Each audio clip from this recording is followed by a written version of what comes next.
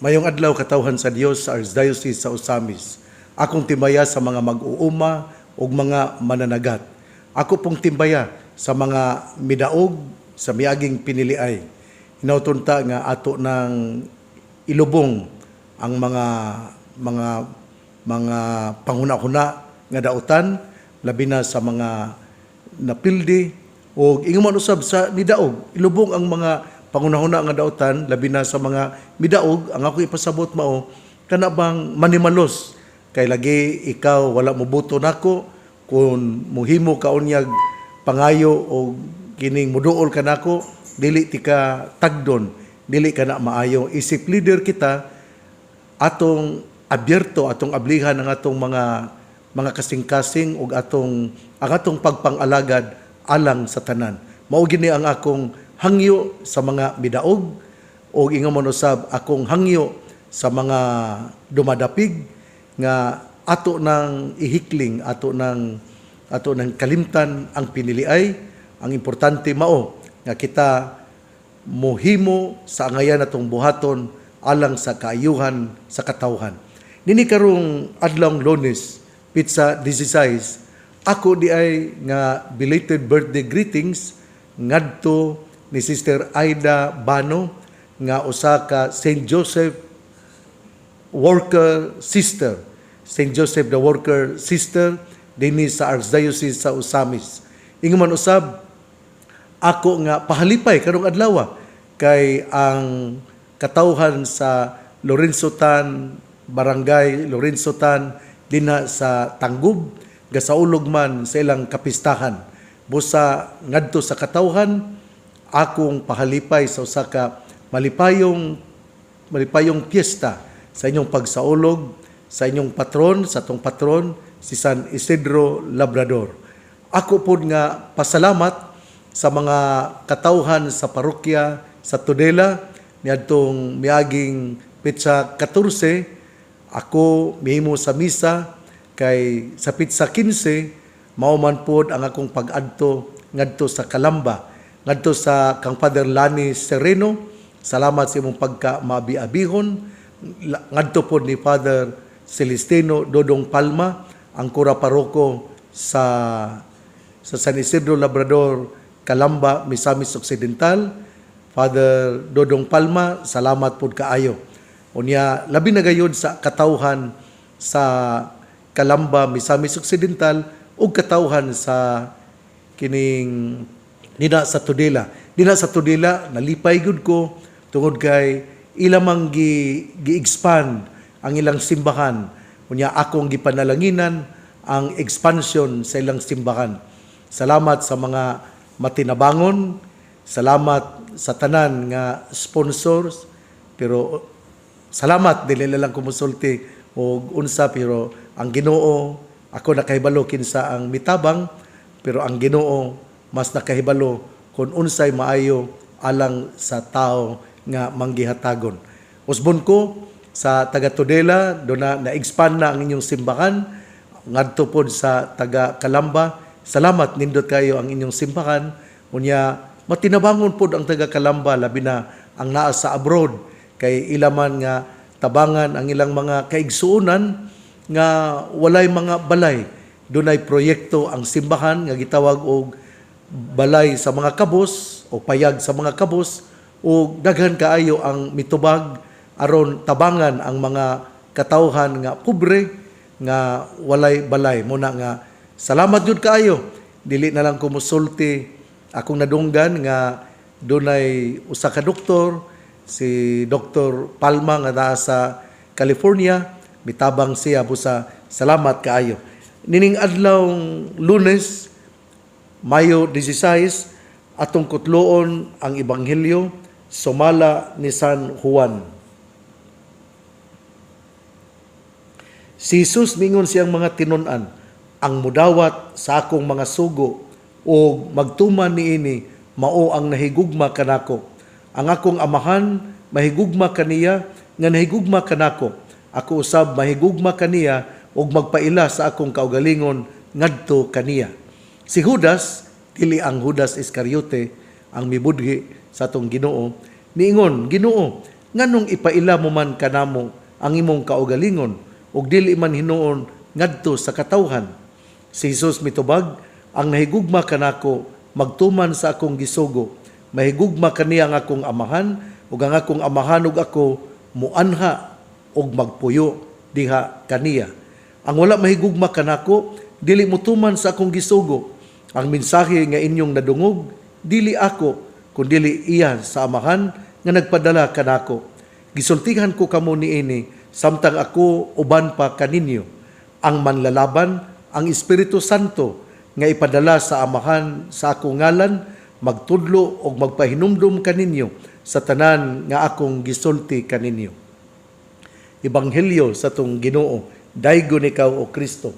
Mga igsuon, ang ato karong ebanghelyo puno kaayo sa pagtulunan, labi na alang ang atong pagtulunan bahin sa atong Ginoo. Ningon dinhi ang ebanghelyo, ang mudawat sa akong mga sugo ug magtuman niini mao ang nahigugma kanako. Matay no. Sa to pa di ay ikaw nahigugma gyud kang tinuod sa atong Ginoo. Unya kung nahigugma ka sa atong Ginoo, nagtuman ka ba sa iyang mga sugo? Unya kung wala, atong paningkamutan nga atong mapuy-an ang mga sugo sa atong Ginoo.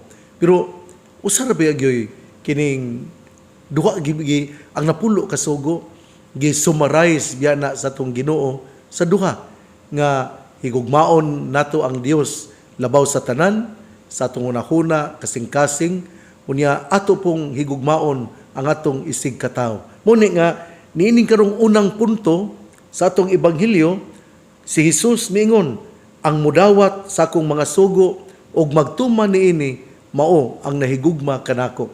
Importante kaayo nga mutuman diay kita sa isugo sa mutuman, mudawat unya mutuman sa sugo sa tong Ginoo. Sa ako nagikasulti, duha ra man gyud ka importante, love of God, love of neighbor.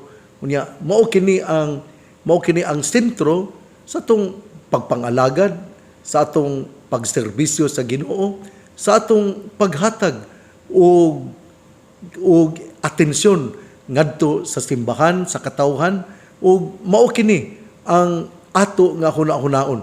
Unya mipadayon ang atong ebanghelyo sa pag-ingon ang akong amahan mahigugma kaniya nga nahigugma kanako, ako usab mahigugma kaniya og magpaila sa akong kaugalingon ngadto kaniya.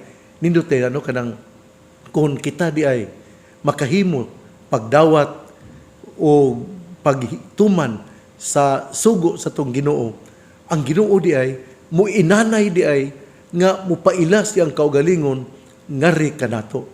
Sa to pa di ay kanang ang dugukan gyud aron kita makaila kung kinsa ang Ginoo, mao gyud di ay ang gugma. Muna nga kung kita nakaila, kung kita mulaw mga tong pag-ila sa Ginoo, kana tungod kay milawom na pod ang atong pagigugma ngadto kaniya. Muna nga mga igsoon ato yung pamalandungan nganuman nga kining taphaw man ang atong relasyon ngadto sa Ginoo. Nganong dili man kaayo hugot o matinud-anon ang ato nga pagpangalagad. Kining dili tingali kayo hugot ang atong pagigugma sa Ginoo. Kay kung kita nahigugma sa Ginoo, magpaila man siya kanato, muinanay man siya paila kanato. Kana bang the unfolding of himself will really be done because iya man nga giabli ang iyang kaugalingon, inanay kana tungod kay ato pon nga giinanay siya sa paghigugma. Unya tungod kay iya mang napakita, iya mang naila og nakita nga kita nahigugma kaniya, mulawom pod ang iyang pagpaila kanato og mulawom pod ang atong paghigugma kaniya. Muna nga ang nahigugma kanako puy-an ang akong amahan ug ako moanha og magpuyo diha kaniya. Nindot kay no kana bang makaila gyud ta sa Ginoo, makaila gyud ta kinsa si Hesus, kinsa ang amahan. Kay mingon man ang ebanghelyo, kung mahigugma kita kaniya, ang amahan ug ang anak mupuyo dinhi kanato. Sa to pa di ay sa gigasulti na lagi sa Ginoo nga kung kita mutuman, kung kita mahigugma kaniya, inanay siyang magpaila kanato. O kung law mga tong paghigugma, mulahom pud ang atong pag-ila kaniya, kay lahom naman pud ang iyang pagpakita, pagpaila kung kinsa siya. Nya ang nakanindot din ni mao nga ang amahan ug ang anak mupuyo dinha sa tong kinabuhi. Ginoo, mangayo gyud ko pasaylo. Mangayo gyud ko og pasaylo tungod kay naningkamot man ko Ginoo nga ikaw mupuyo uban sa amahan dinhi sa akong kinabuhi. Pero usahay murag ako man ang mihatag og salimbong aron dili ka makasulod sa akong kinabuhi. Daw ako man ang miali aron ikaw mupuyo sa akong kinabuhi, pinagi sa akong pagpakasala, sa akong mga dautan nga binuhatan. Ginoo, mao kini ang pamaagi diin ikaw wala mahingpit nga mopaila sa imong kaugalingon diri kanako. Ako di ay Ginoo, ako di ang Ginoo ang hinungdan ngano nga ikaw wala makapaila sa hingpit nga ri kanako tungod kay ako di ay gialihan, ako di ay gisalimbungan, ako di ay nga gitagaan og babag pinagi sa akong pagpakasala aron ikaw dili mupuyo sa akong kinabuhi, ikaw ug ang amahan. Muna Ginoo, sa usa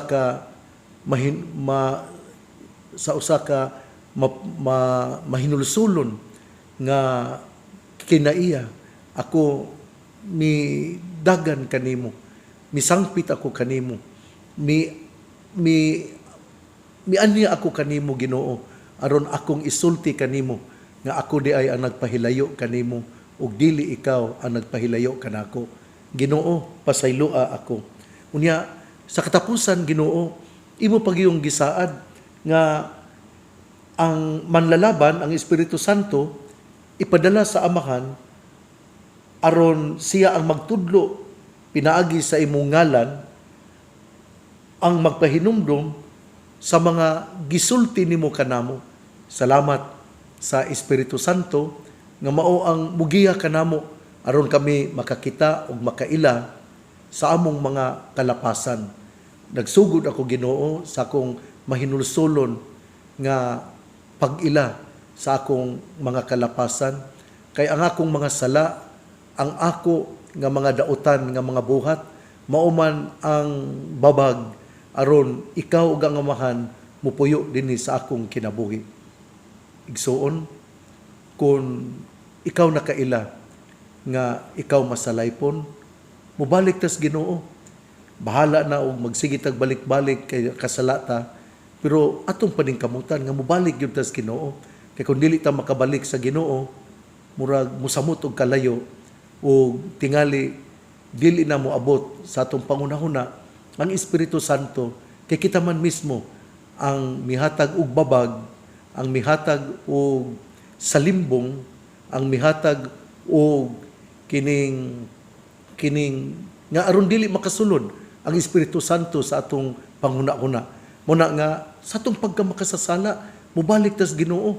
Bahala nagmaulaw ta nga magsigit ag sangpit nga Ginoo, nakasala ako, na maulaw ta nga magsigi og pangayo og pasaylo. Pero ang Ginoo maayong maluluyon man, dili man sama sa tao nga mukwenta kung kapila kita nakalapas. Ang Ginoo, ang iyang gugma way sukod, ang iyang gugma dili matugkan. Munang mubalik kita sa Ginoo, kay ang Ginoo puno sa gugma ug hingpit ang iyang pagpasaylo kanato kung kita mubalik kaniya. Igsuon, tulo ka punto ang akong gihisgutan. Una, nga ang mudawat sa akong sugo ug magtuman niini, ang mudawat sa akong mga sugo ug magtuman niini mao ang nahigugma kaniya. Ikaduha, nga kung kita nahigugma sa tong Ginoo, ang amahan ug ang anak mupuyo sa atong kinabuhi. Ug ikatulo, ang saad sa Espiritu Santo nga ipadala sa amahan nga maoy muiwag, muhatag kanatog kahayag aron kita tultulan sa maayo nga dalan. Igsuon, ang mayong balita nga mao ang pulong ni Hesus, ang ayang pamation, pamalandungan ug paningkamutan nga mapuy-an. Bulahan ang tawo nga namati sa pulong sa Ginoo, sama sa kahoy nga gitanom, daplin sa usa ka sapa, kansang dahon dili gayud malaya. Tempo sa timbunga, siya mamunga. Igsuon, ugma na usab. Usbon ko ha, salamat katawhan sa Tudela, salamat ni Father Lani Sereno sa iyang pag-abi-abi kanamo panahon sa bispera sa piyesta. Diin kami didto usab sa antibisperas pa ngadto kami ni Father Lani kay midalit man siya og panihapon. Busa katawhan sa Tudela og kang Father Lani Sereno, salamat. Kagahapon usab, Domingo, didto usab kami sa Calamba, Misamis Occidental. Salamat kaayo kay nagsaulog sila sa ilang kapistahan. Miduyog kami sa kapistahan didto sa Calamba, Misamis Occidental. Kansang patron mao si San Isidro Labrador.